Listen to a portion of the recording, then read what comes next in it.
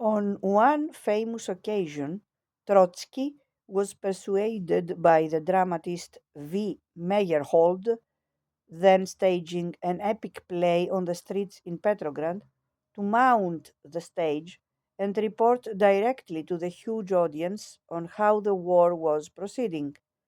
The Commissar for War explained that it was not just a civil war, but that foreign armies of the imperialist powers were backing the Tsarist remnants and needlessly prolonging the conflict.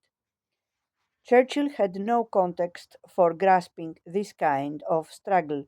At one critical point in the Civil War, with Moscow and Petrograd both under attack from the White Guards and Kronstadt under temporary British occupation, Lenin had considered an evacuation from Petrograd.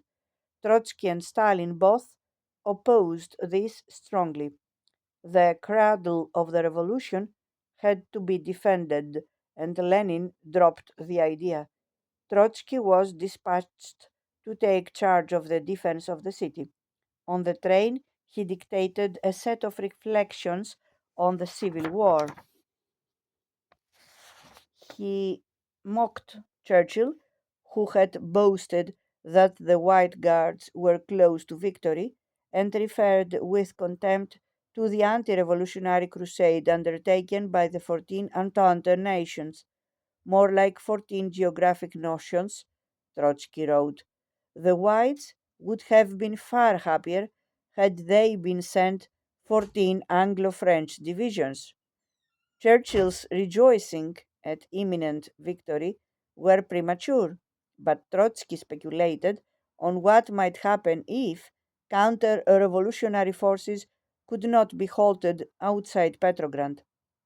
Having broken through this gigantic city, the White Guards would get lost in this labyrinth of stone, where every house will present them with an enigma, a threat, or a deadly danger. From where should they expect a blow? From a window? From a loft?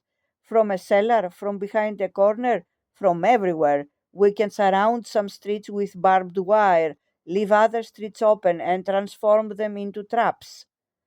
All that is needed is that a few thousand people should be firmly resolved not to surrender.